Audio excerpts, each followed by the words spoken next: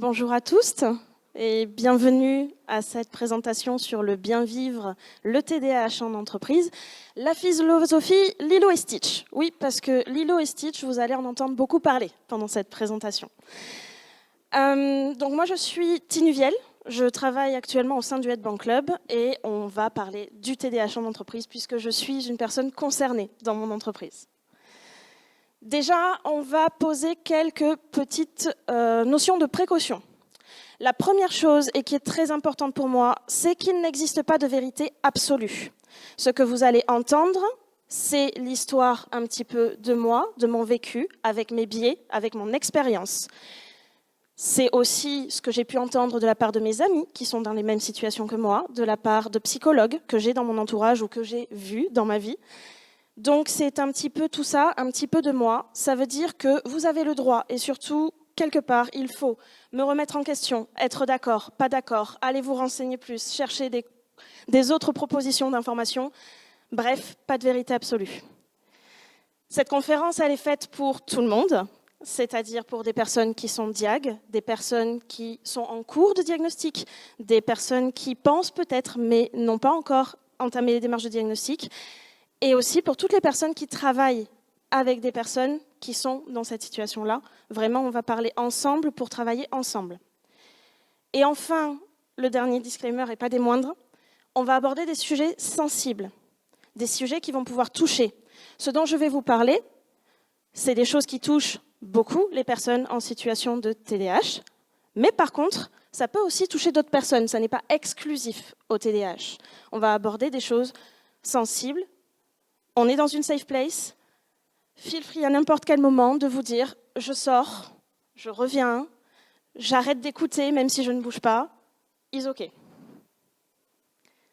Et donc on va commencer par les présentations. Alors, pour moi, si vous voulez plus de détails, venez me voir après, on va faire très simple.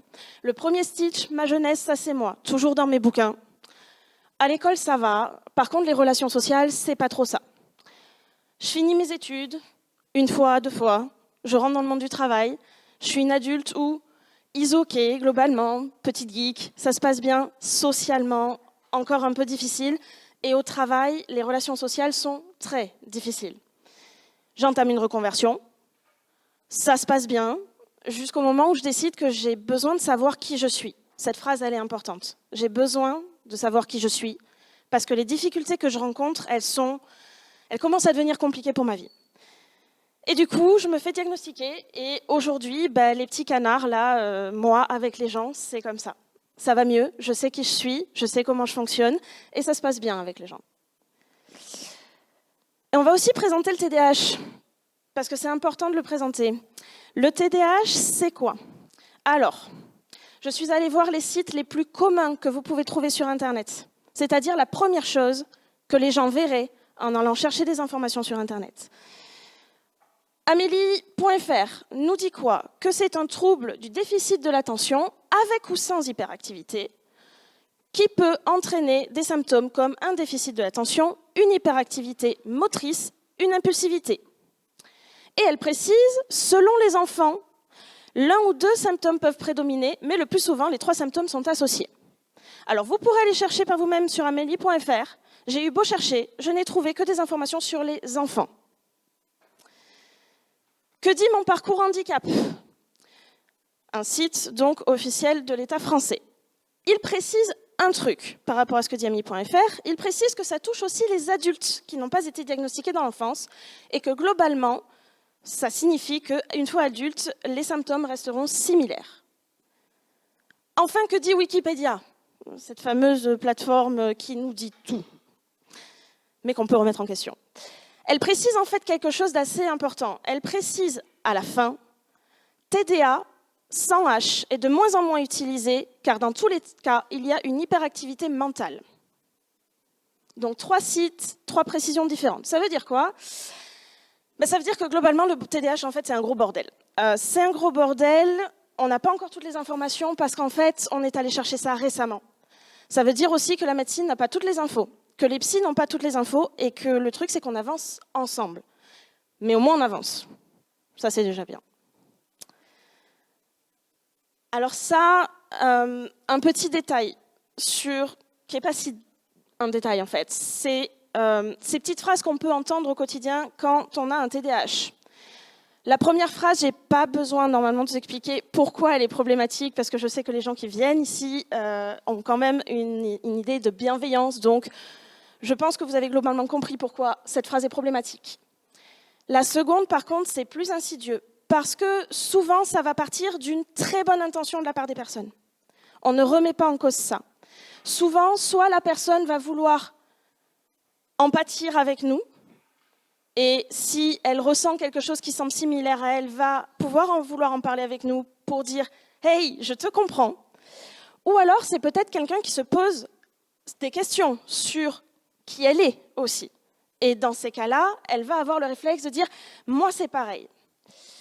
Donc, ça part d'une bonne intention.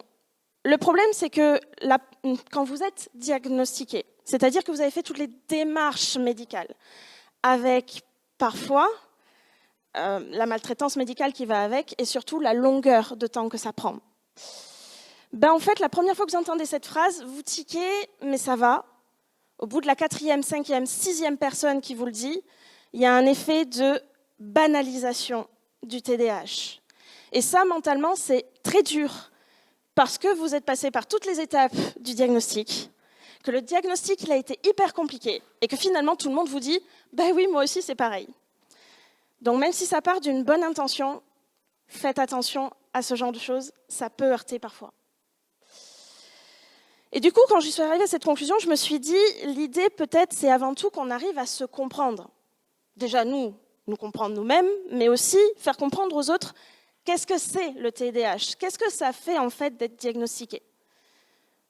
Donc on va partir là-dessus. Déjà, il y a quelque chose qui m'a frappée quand j'ai eu mon diagnostic et que j'ai repris mes études, pour être aujourd'hui ici avec vous, c'est que je me suis retrouvée face à des générations qui avaient été diagnostiquées beaucoup plus jeunes que moi. Moi, j'ai été diagnostiquée pendant mes études à 32 ans.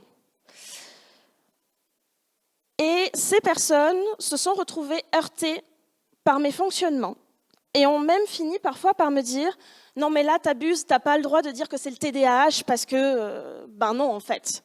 Moi, je connais des personnes qui sont comme ça, moi, je suis comme ça et j'ai pas ça. » Et le truc, c'est qu'en fait, il y a une grosse distinction entre les personnes qui ont été diagnostiquées enfants et les personnes qui ont été diagnostiquées adultes. La distinction, elle est sur les symptômes, sur la façon dont on a réussi à les gérer, sur la façon dont on a réussi à avancer avec. Ce qui fait que dans les deux cas, les difficultés sont différentes. On ne minimise pas. Dans les deux cas, il y a des difficultés, mais elles sont carrément différentes. Donc, si possible, quand on se rencontre entre générations différentes de diagnostics TDAH, on s'envoie du love, s'il vous plaît. C'est mieux. Diagnostic, ça veut dire le poids des mots. Parce que quand vous arrivez devant un médecin bienveillant, je précise, une fois que vous avez eu votre diagnostic, on va vous dire quelque chose de très important. On va vous dire, vous n'êtes pas malade. Vous n'êtes pas malade, vous avez simplement un fonctionnement de votre cerveau qui est différent par rapport à ce que la société dans laquelle vous vivez vous demande d'être. Ok, en attendant, j'ai fait un diagnostic. Je prends potentiellement des médicaments et j'ai des comorbidités. Jusque-là, on reste quand même dans le champ lexical de la maladie, on ne va pas se mentir. Ensuite, on est hyper. On est émotionnel, on est hyper, super, on est beaucoup, on est trop. Souvent, ça c'est quelque chose qu'on va entendre régulièrement, on est trop. Et évidemment, on est divergent, on est atypique. Bah oui, parce que dans neuroatypique et dans neurodivergent, il y a neuro, n'est-ce pas? Bref, on est différent. Et différent, ça va rester longtemps. Avec des sons un peu de différents reproches quand même. Et ça a un poids sur qui on est, sur ce contre quoi on lutte. Et ça veut dire que si vous voulez travailler avec une personne qui a un TDAH ou si vous travaillez déjà avec quelqu'un qui a un TDAH, ça a forcément un impact sur la façon dont vous allez pouvoir communiquer avec cette personne. Il y a des étapes à ce diagnostic parce qu'une fois qu'on recherche qui on est, Il y a beaucoup de choses qui se passent. Alors évidemment, je parle pour les personnes diagnostiquées sur le tard, comme moi, puisque je suis partie sur mon expérience. Pour les personnes qui ont été diagnostiquées enfants, je ne pourrai pas parler à leur place. Potentiellement, s'il y en a qui veulent parler, vous pourrez leur poser des questions. Donc, adulte, on arrive avec toutes les difficultés qu'on a rencontrées dans la vie. Et évidemment, quand on veut savoir qui on est, il y a plein de choses qui se passent. On est en attente d'une réponse. Là, ça y est, on la veut, cette réponse. Et on a peur. Parce qu'imaginez, on n'a pas de réponse. Il n'y a rien. Qu'est-ce qui se passe? Qu'est-ce que ça veut dire? Est-ce que ça veut dire que c'est vraiment notre faute? Comme tout le monde s'échine à nous le dire depuis qu'on est enfant. Il y a beaucoup de peur et beaucoup d'attentes. Et évidemment, quand on a la réponse, et que cette réponse dit « vous avez un TDAH », entre autres, parce que ça ne vient jamais tout seul, il y a plusieurs étapes aussi à franchir, qui sont compliquées. Déjà, il y a le deuil. Le deuil de soi. Parce qu'on s'est construit sur quelque chose, parfois avec des erreurs médicales à l'enfance. On s'est construit avec quelque chose où on n'avait pas encore les clés. Forcément, maintenant, on a des clés, ça veut dire qu'on va changer. L'être humain est fait pour changer. On est fait pour évoluer toute notre vie. Mais ça, c'est un changement qui arrive radicalement. Et on n'est pas forcément préparé à ça, parce qu'on ne s'est pas rendu compte que quand le diagnostic va arriver, il va y avoir un changement très fort. Le deuil aussi des relations, parce qu'il se peut que pendant tout ce stade où on s'est préparé, il y a des façons de se comporter dans nos relations sociales qui ont pu apporter une certaine toxicité. Alors parfois, on fait juste le deuil en replaçant les choses à leur juste place et on peut. Parfois, on ne peut pas. Et ça, c'est des choses qu'il va falloir gérer en thérapie, mais pas que. Et enfin, la réconciliation. Parce qu'il faut bien qu'on se réconcilie avec nous-mêmes. Parce qu'à force d'avoir entendu dire que c'est nous le problème pendant des années, il faut bien qu'on prenne le temps d'accepter que ce n'est pas tout à fait nous le problème. Et du coup, ça va amener plein de choses au sein du travail. On vient avec ce bagage-là. Parfois, c'est pendant qu'on travaille qu'on est en train d'avoir ce bagage-là. Donc, j'ai fait une sélection des différentes difficultés qu'on peut rencontrer au travail en tant que personne TDAH. Évidemment, je réitère, ce n'est pas exclusif. Il se peut que des personnes dans la salle qui ne soient pas TDAH se rendent compte que ça parle aussi un peu d'elle ou de lui. C'est OK, c'est normal. La concentration d'abord. Une notion au tactile péremptoire. OK. Vous n'avez rien compris, je présume. C'est normal. Ça, c'est à peu près ce que moi je comprends. Quand quelqu'un vient me voir et me dit « Concentre-toi », voilà. C'est-à-dire les mots veulent dire quelque chose. Ils veulent vraiment dire quelque chose, séparément. Je comprends la définition. Par contre, ensemble, la réaction, elle n'y est pas. Et elle n'y est pas pour une raison qui finalement est assez simple.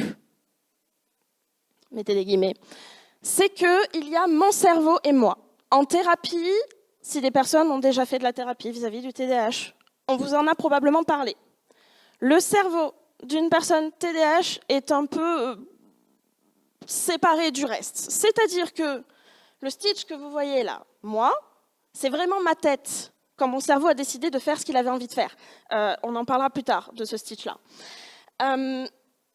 C'est-à-dire que mon cerveau, moi, je peux vouloir absolument écouter cette réunion ou suivre ce truc ou essayer de faire cette tâche parce qu'elle m'intéresse.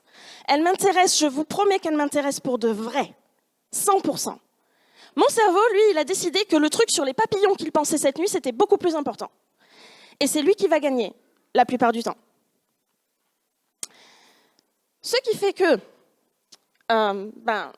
j'avance pas, j'arrive pas à me concentrer, ça passe mal. Donc, dans ces cas-là, je peux parler à mon cerveau. C'est pas une blague. On nous le dit en thérapie aussi. Parlez à votre cerveau. On se parle nous-mêmes et on dit « stop, ça suffit ». Je peux utiliser de la médication. La médication aide à la concentration, si mon médecin me l'a proposé et que j'ai accepté. Ou sinon, je peux partir faire autre chose et voir quand est-ce que je vais pouvoir me concentrer. Ne pas lutter, en fait, contre ce que mon cerveau me demande Et potentiellement, si je repense à ma tâche à 17h, eh ben, je la commencerai à 17h. C'est OK. Ça veut dire que si vous travaillez avec des personnes qui ont un TDAH, un des premiers conseils que j'aurai à vous donner, c'est comment est-ce que vous pouvez être flexible en termes de notion de temporalité de travail. L'hyperfocus, le faux bon ami qui vous veut du mal, c'est une réalité. Il y a sûrement beaucoup de personnes en situation de TDAH qui adorent ce moment d'hyperfocus. Le shot de dopamine, c'est super. On a vraiment l'impression d'être Lilo. Moi, j'ai cette impression-là. OK, je surfe sur la vague. D'un coup, il y a tout qui fonctionne, mais alors, au poil, je réagis sur des trucs. Je fais en à peu près une demi-journée ce que je suis censée faire sur une semaine. C'est parfait. Ce que les autres voient, c'est que je suis aussi à fond. Hein. Tout le monde le voit. C'est nickel. Jusque-là, on est d'accord. Seulement, il y a un truc qu'il ne faut absolument pas nier, et là, je m'adresse absolument à tout le monde, c'est ce que j'ai mis sur la réalité. Il y a des gens qui fonctionnent très bien à l'hyperfocus, et c'est OK. Ces personnes-là, si vous arrivez à fonctionner comme ça, c'est vraiment OK. Le mieux est encore d'en parler avec vos collègues pour dire « attention, je fonctionne comme ça ». Parce que la réalité sur l'hyperfocus, c'est qu'une fois que le shot de dopamine est passé, c'est hyper crevant. C'est des moments où il faut qu'on se repose. Parce que si on ne se repose pas, pour de vrai, ben à long terme, notre corps et notre cerveau vont nous forcer à nous reposer et pas forcément de la bonne manière. Donc, pour les personnes qui sont en situation d'hyperfocus, pensez à vous reposer après et à demander potentiellement à vous reposer. Pour les personnes qui travaillent avec des gens où vous voyez qu'il y a une hyperfocus, peut-être que vous pouvez aller les voir et juste leur proposer « Est-ce que tu penses que tu ne voudrais pas un peu te reposer ?» Après, c'est au choix de la personne. L'organisation. Alors, c'est connu. On n'est pas connu pour savoir s'organiser. OK, c'est OK. J'ai marqué ou l'art de toutes les tester. Pourquoi? Parce qu'il y a un principe dans le TDAH qui est pour fonctionner, nous avons besoin de routine. Sinon, on oublie. On a besoin de routine. Mais la routine, ça ennuie notre cerveau. Je vous l'ai dit, cerveau et moi, pas pareil. Ça ennuie notre cerveau. Du coup, il se fait chier. Et du coup, il a envie d'aller chercher un truc ailleurs. Et puis du coup, en allant chercher ce truc ailleurs, il est à fond pendant un temps. Et puis, à un moment donné, il faut que ça devienne une routine. Et puis, le cercle. Alors, la solution, moi, que j'ai trouvée au sein de mon travail, c'est de changer régulièrement d'organisation. Je vous en propose quelques-unes là. Ça veut dire, par contre, que mon équipe est au courant des différentes organisations que j'ai. À chaque fois que je change d'organisation, je préviens mon équipe. Et évidemment, mon équipe peut se permettre que je change régulièrement d'organisation. Solo versus canard. Il y a des moments où j'ai besoin d'être seule. Seule, pour pouvoir me concentrer. Et puis, il y a des moments où j'ai besoin de me sentir que je suis au travail. Ça veut dire que je vais avoir besoin de mes collègues. Soit parce que j'ai besoin simplement d'entendre leur voix, soit parce que j'ai besoin d'un canard. Si vous ne savez pas ce qu'est un canard, demandez à vos devs, globalement. Mais l'idée, c'est que je vais être avec eux. Si jamais je dois être avec eux, je vais forcément, avec mon impulsivité, parler souvent, régulièrement. Donc je viens, je demande si je ne vais pas poser problème. Si tout est OK pour eux, si je viens travailler avec eux. Le silence ou le bruit brun. Il y a des moments où j'ai vraiment besoin que ce soit silencieux autour de moi. Il y a des moments où j'ai besoin d'avoir mes collègues. Et puis il y a des moments où j'ai besoin d'un parasite choisi. Si vous n'avez jamais entendu ce terme, vous voyez les spinners, vous voyez le stylo là, que votre collègue il clique tout le temps et que c'est chiant, globalement. Ça, c'est un parasite choisi. C'est-à-dire, pour essayer de faire simple et de résumer, mon cerveau a sa volonté propre et il est chiant. Donc, si je veux focus sur mon sujet principal, je lui crée un sujet principal sur lequel il n'aura pas envie de se focus pour que je puisse être focus avec lui sur ce que j'ai envie d'écouter. C'est un peu compliqué, mais c'est l'idée. On crée un parasite qui va nous permettre de porter attention à vous. Donc oui, Si à un moment donné, on est avec du bruit brun, moi j'adore le bruit brun, j'adore le bruit de l'orage, ok? Ça marche très bien avec moi. Mais parfois, ça va juste être le clic. Parfois, ça va être quand on est en réunion, le téléphone, le clic. C'est pas forcément qu'on vous écoute pas. C'est peut-être justement parce qu'on vous écoute. Maintenant, ça veut dire aussi qu'on peut dialoguer avec les collègues pour savoir c'est quoi que je peux utiliser et qui vous dérange le moins dans mes parasites choisis. L'agenda ou Trello. Alors, il y a des moments où j'ai besoin de voir ma semaine de travail. Et évidemment, tous mes collègues ont accès à mon agenda. Il y a des moments où j'ai besoin de voir l'entièreté de ma semaine de travail et je réorganise. Et je réorganise souvent, très régulièrement. C'est un agenda en direct, ok? Ou il y a des moments où j'ai surtout pas besoin de savoir tout ce que j'ai à faire dans la semaine. Par contre, j'ai besoin d'avoir les micro-détails de ce que je vais faire. Donc, dans ces cas-là, je vais utiliser Trello. Tout le monde peut me rajouter des tâches et tout le monde peut mettre le détail de mes tâches. Surveiller ou lâcher prise. Alors, il y a des moments où, clairement, j'ai besoin d'avoir quelqu'un derrière mon cul. Point. J'ai besoin d'avoir quelqu'un derrière moi parce que je doute. J'ai besoin d'avoir quelqu'un derrière moi parce que j'ai peur. Donc, dans ces cas-là, j'ai une collègue, un collègue, à qui je vais demander « Est-ce que tu peux venir checker avec moi, s'il te plaît ?» Souvent. Ça va être une période où je vais les solliciter souvent. Ou alors, je vais lâcher prise. Le meilleur lâcher-prise dont je peux vous parler, il est arrivé récemment. Et si vous vous souvenez bien, je vous ai dit que le cerveau choisit. Bon, bah là, ça faisait 2 jours que le dossier de financement sur lequel je bossais, le cerveau, il ne voulait pas, ok? Par contre, j'ai pas dormi de la nuit ce soir-là, et à 5 heures du mat', j'avais une idée très précise de ce que je devais noter dans ce putain de dossier. Et à 5h30, il y a eu un truc qui s'est passé dans ma tête de « c'est simple ». Soit tu continues à faire semblant que c'est pas maintenant qu'il faut que tu bosses. Du coup, tu vas faire semblant de dormir, mais tu ne vas pas dormir. Et du coup, derrière, tu vas arriver au boulot, ton cerveau n'aura plus envie, tu n'auras plus envie, tu seras crevé, tu ne vas rien faire de la journée, ça ne va pas être productif, tu vas t'en vouloir. On va rentrer dans un schéma absolument horrible. Soit, il est 5h30, tant pis.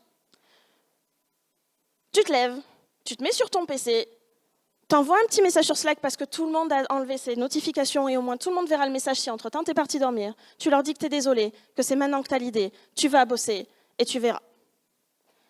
Ce jour-là, j'ai fait 7 heures de travail d'affilée. Je me suis arrêtée à 12h30. C'est la première fois que ça m'arrivait depuis très longtemps. Je suis quasi incapable de faire 7 heures dans une journée. Ce jour-là, j'ai accompli en une demi-journée, du coup, de fait, ce que j'accomplis généralement en 3-4 jours. Je suis allée manger à 12h30, j'ai dit bonne nuit, je suis allée me coucher. Et c'était OK. C'était large OK. La notion du temps. Alors, la notion de l'espace-temps, hein, pour certaines personnes, moi perso, c'est l'espace-temps. Mais oui, la notion du temps, elle est floue. Elle est très floue. C'est ce qui va provoquer d'ailleurs un truc... Ah, j'ai plus le mot, ça aussi, en direct. Le direct live, c'est bon, c'est OK. La procrastination, c'est ça. C'est ce qui va enclencher la procrastination. La notion de temps est floue, et comme la notion de temps est floue, le cerveau il se dit c'est OK. Jusqu'au moment où la deadline arrive. Et quand la deadline arrive, à ce moment-là, il y a un truc qui se passe, c'est la panique. Au secours. Potentiellement l'hyperfocus qui va avec. Potentiellement pas toujours. Mais surtout, il y a un autre truc dont on va parler plus tard et qui arrive, ça s'appelle les pensées intrusives. On les détaillera plus tard. Et ces pensées intrusives, elles vont apporter un autre élément. La mauvaise estime de soi ou la frustration et la colère. Aussi, souvent les deux. D'accord ? Et vous comprenez bien que dans un métier, une communauté où on est globalement, on doit communiquer, hein, on est plusieurs cœurs de métier et on doit collaborer ensemble. Vous comprenez bien qu'une personne qui est en mauvaise estime de soi et dans la frustration et la colère, c'est une personne avec laquelle il va être un tout petit peu plus compliqué de communiquer. Alors, il y a un autre truc avec la notion du temps, ça s'appelle le freeze. Alors le freeze, c'est quoi ? Pour les personnes qui ne l'ont jamais expérimenté, c'est se dire, et dire aux collègues, oui, ça y est, je me lance sur telle tâche, il est 15h25, vous clignez des yeux, et il est 17h52. Et si vous pensez que ces chiffres sont pris au hasard, absolument pas. Ceci est actuellement mon record de freeze au sein du Headbang Club. Voilà. Et évidemment que quand vous vous réveillez et que vous vous rendez compte que vous n'avez rien fait de la journée et que la journée est passée, eh ben c'est la panique, et puis après il y a les pensées intrusives, et après vous avez compris le concept. La solution, c'est quoi? Alors la solution au problème de temps, c'est le temps. Je sais, c'est contradictoire, mais croyez-moi, on vit très bien avec ces contradictions. Ok. Si vous ne comprenez pas cette notion de la gestion du temps, c'est le temps, la réponse. Pareil, allez parler à vos devs. Parce que eux, ils sachent. Ok. Ils sachent que quand on commence une tâche au départ et qu'on n'a pas encore l'expérience, eh ben, la notion de temps, de combien de temps ça va prendre, elle est floue. Il n'y a que le temps et l'expérience qui va leur permettre de savoir combien de temps ça va leur prendre. Il n'y a que les seniors qui voient les profils de l'extérieur et qui voient comment ça avance, qui peuvent éventuellement essayer d'estimer combien de temps ça va prendre aux juniors. Éventuellement. Parce que chaque personne est unique. Donc, la solution, c'est le temps. Et le temps, il n'est pas juste pour nous-mêmes. Oui, bien sûr que petit à petit, on peut apprendre à se connaître. Mais ça, c'est aussi un travail d'équipe. C'est-à-dire que quand vous travaillez avec un collègue qui est dans cette situation-là, avec des problèmes de notion de temps, avec le temps, vous allez comprendre comment cette personne fonctionne. Et peut-être que vous allez comprendre certaines choses mieux qu'elle ou mieux que lui. Et du coup, vous allez pouvoir estimer et pouvoir proposer une organisation avec un temps dédié en fonction de ce que vous avez pu déterminer aussi. Au final, les solutions là actuellement, c'est quoi? C'est un travail d'équipe. On se comprend et on arrive à avancer ensemble parce que je commence à comprendre mes difficultés, mais les autres commencent à comprendre mes difficultés aussi. Et pour pouvoir confier ça aux autres, ça signifie qu'il y a une idée de confiance. Si je n'ai pas confiance aux personnes avec qui je travaille, je ne vais pas pouvoir me montrer telle que je suis avec les difficultés que j'ai. Et on n'avance pas. Et évidemment, ça veut dire qu'il y a de la communication. On est d'accord que dans les 3 mots qui sont cités, le premier, on connaît, les 2 autres, c'est difficile. On n'enlève pas le fait que c'est difficile. C'est pas ma faute si c'est la solution. On n'a jamais dit que c'était facile. Ok, donc on doit communiquer, on doit se faire confiance. À partir de là, on va commencer à aborder un autre sujet vis-à-vis des personnes qui sont en situation de TDAH, c'est les émotions. Donc, quel impact ça a et comment on les apprivoise? Les émotions, c'est les ressentis. Hyper pouvoir, super conséquence. On est hyper sensible, hyper empathe, on fait de l'hyper attachement. On ressent fort, on réagit fort, et à tout. L'hypersensibilité, ça ne touche pas que ce que vous allez dire ou ce que vous allez faire. L'hypersensibilité, elle touche aussi souvent au moins un des 5 sens. Moi, par exemple, mon hypersensibilité au toucher, elle est là. Ma sensibilité à l'ouïe, ça va dépendre des moments. Et on a tous des hypersensibilités différentes. L'hyperempathie, comment je la décris? Quand vous me parlez, il y a ce que j'entends avec mes oreilles et il y a ce que j'entends là. Je l'entends là très fort. Et parfois, ce que vous allez dire, c'est très contradictoire par rapport à ce que moi j'entends là quand vous répondez très fort. Et c'est OK. J'ai appris à gérer, c'est OK. L'hyperattachement, alors oui, je l'aime bien celui-là. On est d'accord. Alors, je vais peut-être me faire des ennemis en disant ça, mais les sentiments, c'est personnel. On ne peut pas vous enlever ce que vous ressentez, qui que vous soyez. Vous ne maîtrisez pas totalement ce que vous ressentez non plus. Tant que ça ne déborde pas sur les autres, ça vous appartient, vous avez le droit de ressentir, même fort. Par contre, même si on s'attache à quelqu'un, même si c'est très rapide, on ne lui saute pas dessus. Ça ne marche pas. Et généralement, ça apporte des réponses un peu compliquées. Parce qu'en vrai, c'est un chouille toxique quand même. On ne fait pas ça. On apprend souvent que dans la douleur qu'on ne fait pas ça, mais on ne le fait pas, s'il vous plaît. Le ressenti d'un point de vue extérieur, parce que ça, c'est ce que nous, on ressent. Mais qu'est-ce qu'on voit, nous, de la part des autres? Alors, globalement, plein de comportements sympas, mais 2 types de comportements qui vont pouvoir être impactants pour nous. Le premier, c'est le jugement. Ouais, non, mais on sait, c'est bon, c'est Tinu, on sait qu'elle est hyper émotive, ça va, on sait, c'est OK, quoi. Et peut-être que vous avez pensé être très discret quand vous avez parlé de votre collègue comme ça parce qu'elle n'était pas là. Sauf qu'on vous entend très fort et que ça va apporter un truc qui s'appelle le doute. Et on en parle après, mais ça peut amener à des choses très très compliquées. L'autre chose qui part aussi d'une bonne intention, c'est la positivité toxique. Mais non, mais tu comprends pas, c'est un super pouvoir que tu as, c'est génial. Franchement, trop bien. Ouais, vous parlez à quelqu'un comme moi et vous lui dites ça, c'est OK. J'ai décidé d'embrasser mon hyper-empathie. C'est OK.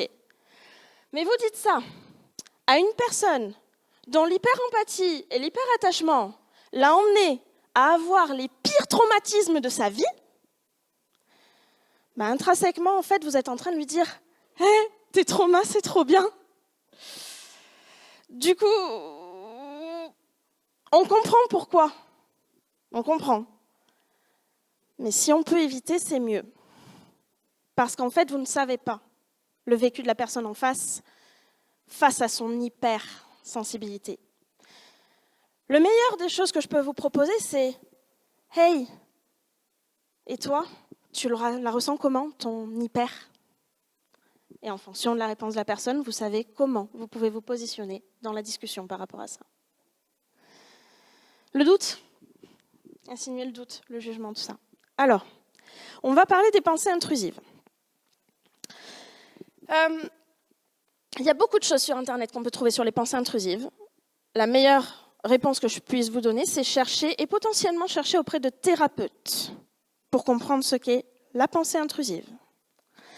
Je ne vous ai pas tout détaillé là-dedans parce qu'il y a des choses qui sont non accurate. Mais l'idée, c'est que les pensées intrusives, c'est le moment où on va avoir des pensées pas très cool dans la tête.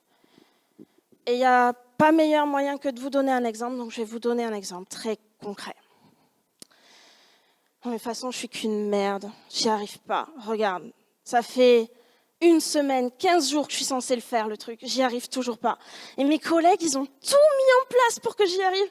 Et moi, j'y arrive toujours pas. Non, mais en vrai, je suis vraiment qu'une merde. Ah ben voilà. Ça y est, je le sais. Je le sais maintenant que tout est foutu parce que là, en parlant avec elle, là, il m'a regardé. Et c'est sûr, il parle de moi, là. C'est sûr, il parle de moi. En fait, c'est sûr, il sait. Il sait que je suis qu'une merde. Et ils sont en train de le dire. Et en fait, je suis en boulet pour eux. Et ils sont en train de se le dire et ils m'en parlent pas. Doute, sensation d'agression ou d'être agressif. La sensation qu'on est une mauvaise personne.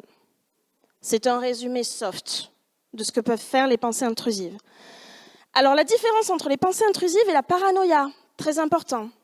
La paranoïa, on n'a pas conscience que ce n'est pas la réalité.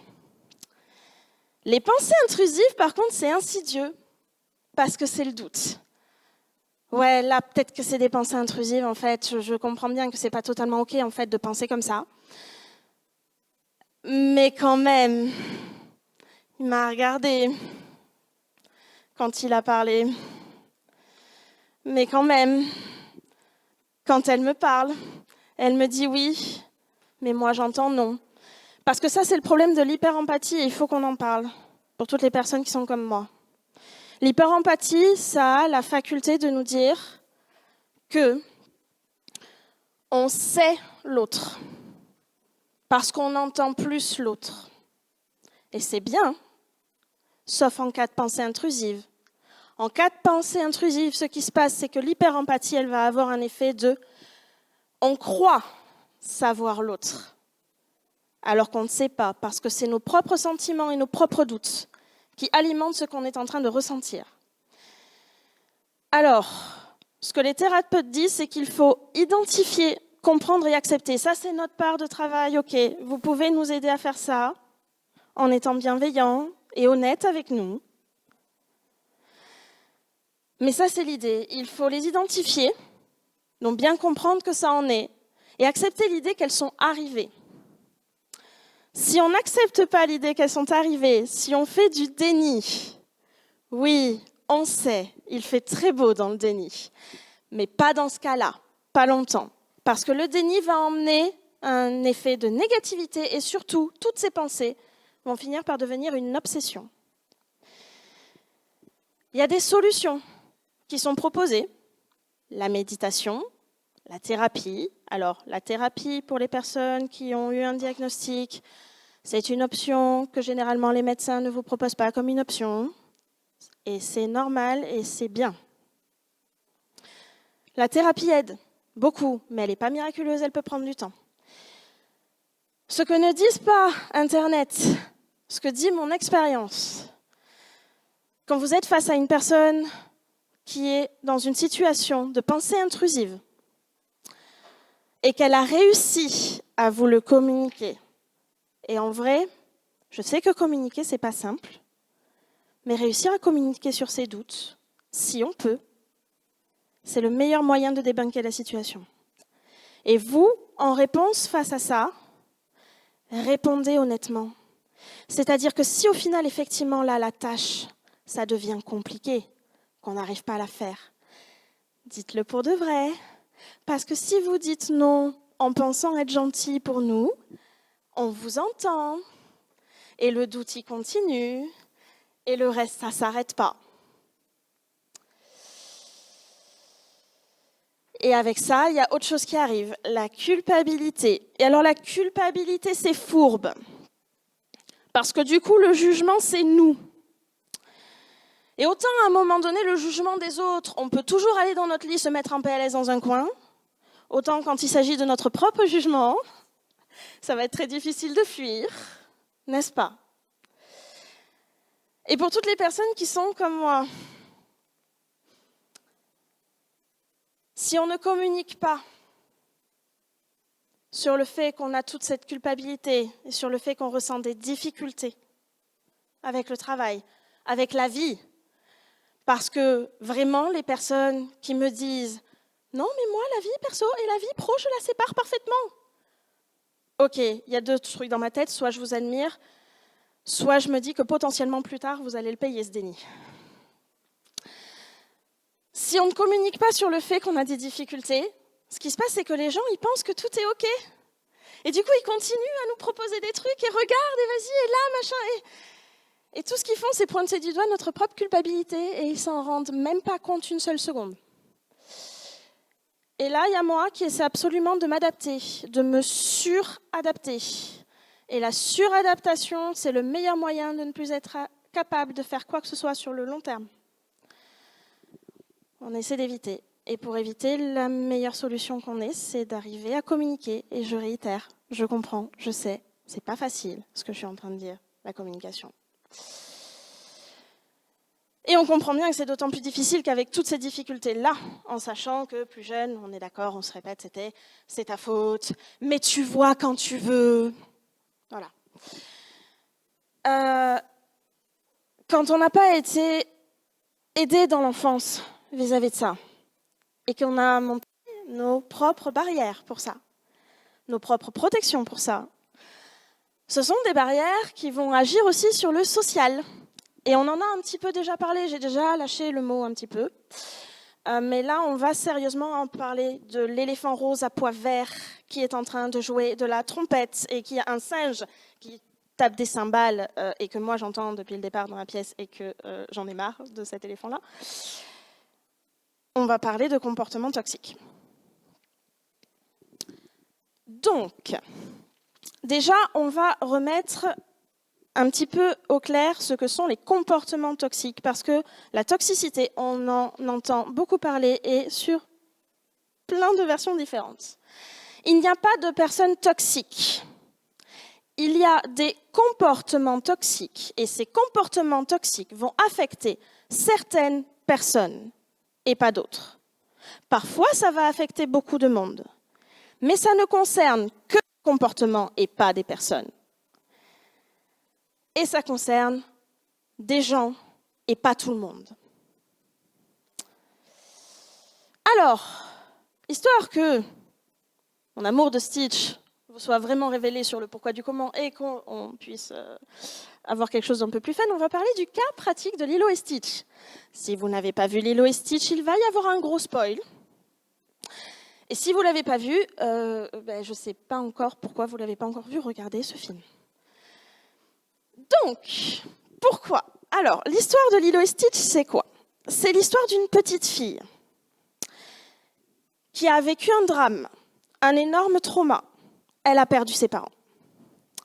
Et cette petite fille ne sait pas comment l'exprimer, mais il y a des choses qu'elle comprend et qu'elle ressent, comme le fait que sa sœur fait tout ce qu'elle peut pour l'aider.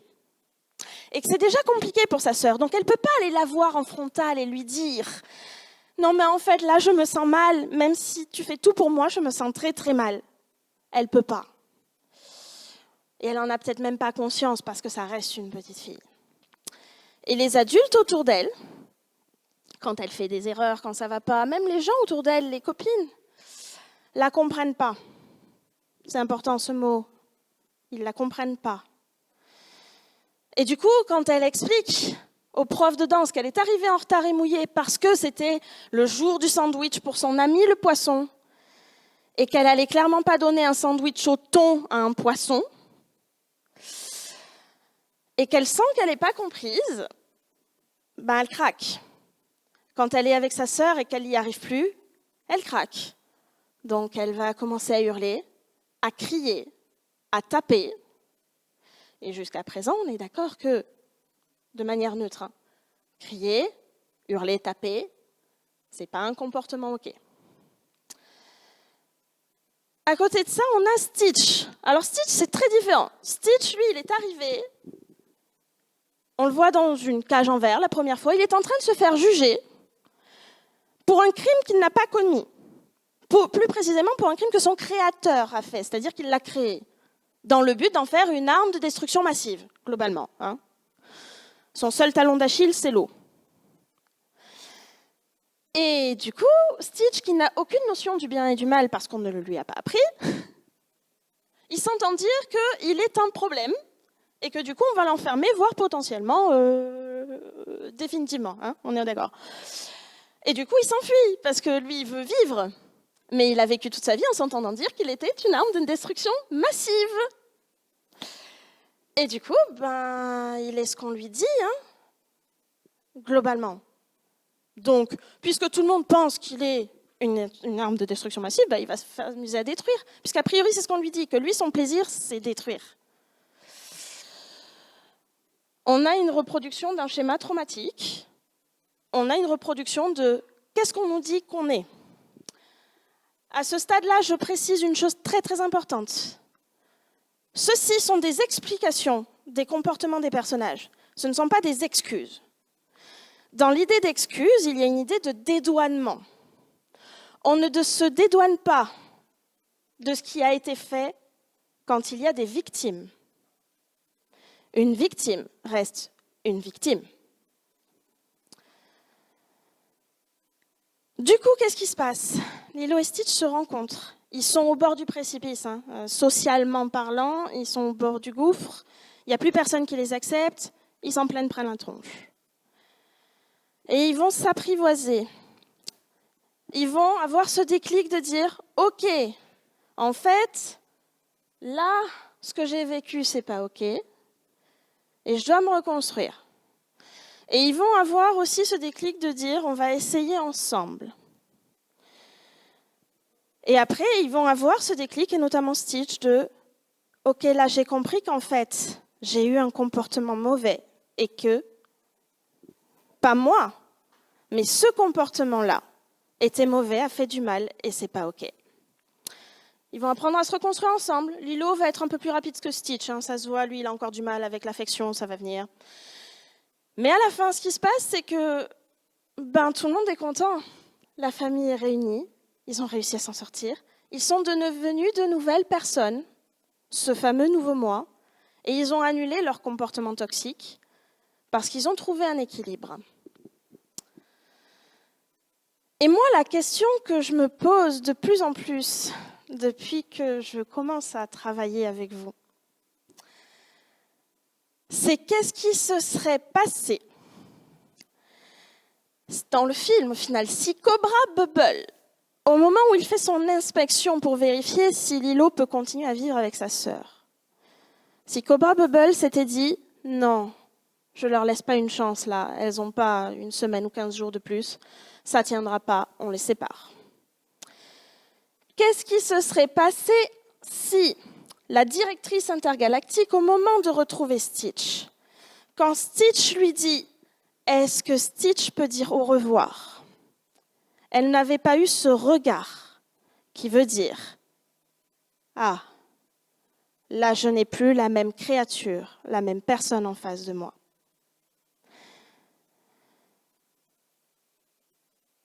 Eh bien potentiellement on n'aurait pas eu la fin qu'on aime à Lilo et Stitch en fait. On n'aurait pas eu ce moment de bonheur où on voit que les personnages sont enfin heureux, qu'ils ont enfin changé et qu'ils sont bien dans leur vie. Ouais, c'est vrai, on est super heureux à la fin pour Lilo et Stitch. Le truc, c'est que peu importe qu'on soit heureux pour eux, ça ne changera jamais le fait que Lilo et Stitch, à un moment donné, ont fait ça. Et que ça, c'est pas OK. Et bien sûr, qu'on ne demande pas à Myrtle, donc la petite fille rousse, pour ceux qui n'ont pas vu le film, de devenir la meilleure amie de Lilo. C'est une très très mauvaise idée, pour une raison très simple. C'est que quand Lilo va revoir Myrtle, et que Myrtle va revoir Lilo, ce qui va se passer, c'est qu'elles vont revoir leur trauma dans leur relation sociale. Et si on force cette relation sociale-là, alors qu'il y a ces traumas qui remontent, ce qui va se passer intrinsèquement, c'est qu'on va voir qui on était dans le regard de l'autre, d'un côté comme de l'autre, et qu'on va redevenir ce qu'on a été, plutôt que ce qu'on est devenu. Mais pour toutes les autres personnes qui sont finalement un peu plus neutres dans l'histoire, qu'est-ce qui se serait passé si, au final, elles avaient décidé de trancher et de juger avant ou après, de ne pas accepter le fait que Lilo, comme Stitch, ait changé. Et ça, c'est une question qui me trotte énormément dans la tête depuis que je suis avec vous et dans le réseau, parce que moi, j'adore ce réseau, je l'aime de tout mon cœur, en particulier parce que c'est grâce à lui que je vis mes meilleurs moments, que je viens ici chaque année avec un grand plaisir de revoir les gens, à parler. C'est grâce à lui que j'ai eu mon métier, mon boulot au Headband Club, parce que c'est sur le réseau que mon CV a circulé. Donc, je l'aime le réseau. Et je préfère prévenir, je n'ai pas de réponse à la question que je suis en train de poser. C'est juste une question ouverte, parce que j'en peux plus l'éléphant. Et que juste je me dis, depuis pas mal de temps déjà, que je me sens un peu fake dans cette histoire, un peu malhonnête, parce que concrètement, si j'étais arrivée il y a 5 ou 6 ans dans l'industrie plutôt qu'il y a 2 ans, en fait, potentiellement, aujourd'hui, je serais cancel de partout. Et du coup, je me suis dit qu'il y avait peut-être un truc où, allez, on dit, on va en parler. On va quand même conclure sur comment bien vivre le TDAH en famille. En famille, oui, alors ça c'est un lapsus révélateur. Bien vivre le TDAH en famille comme en entreprise. Et j'ai pas de réponse vraiment miracle à vous donner, je préfère préciser. Je suis désolée pour ça, on va avoir des lieux communs, mais pour les personnes qui ont eu un diagnostic ou pour les personnes qui se sont senties concernées par au moins un des sujets qui a été présenté aujourd'hui, le lâcher-prise, ça fait partie de la thérapie, ça prend plus ou moins de temps, c'est OK. S'accepter, se réconcilier avec soi-même, et du coup, après avec les autres. Et embrasser ses contradictions aussi. C'est OK, je vous promets, c'est OK. Une fois qu'on a fait ça, on va rentrer dans le schéma encore plus difficile. C'est commencer à communiquer avec l'autre, comment communiquer dans l'entreprise, montrer comment on peut communiquer. C'est difficile, je sais. Pour tout le monde, communiquer dans l'honnêteté. On vous entend. Le meilleur moyen de savoir ce qui est vrai ou faux dans ce qu'on ressent, c'est d'avoir des réponses honnêtes pour pouvoir faire le tri. Une communication honnête sur comment on peut fonctionner, comment ça avance, qu'est-ce qui va et qu'est-ce qui ne va pas dans la bienveillance. Ce sont des choses compliquées, je sais. Mais il y a un truc qui se passe quand ça arrive, quand on arrive à le mettre en place. C'est qu'il y a la confiance qui arrive. Alors, sur un entretien d'embauche, ce n'est pas tout à fait pareil. Ce n'est pas de la confiance, c'est de la foi. La différence entre la confiance et la foi, c'est que dans la confiance, on maîtrise toutes les données. On ne maîtrise pas toutes les données quand on a vu une personne pendant à peu près 1 heure, ou dans mon cas, à peu près 2h30, parce qu'un TDA qui discute avec un TDA, voilà.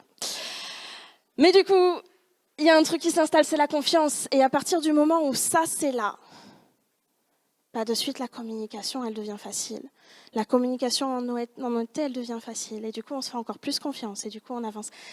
Et du coup, on se fait plus confiance et on communique plus. Et peu importe le rythme auquel on avance, bah, on avance.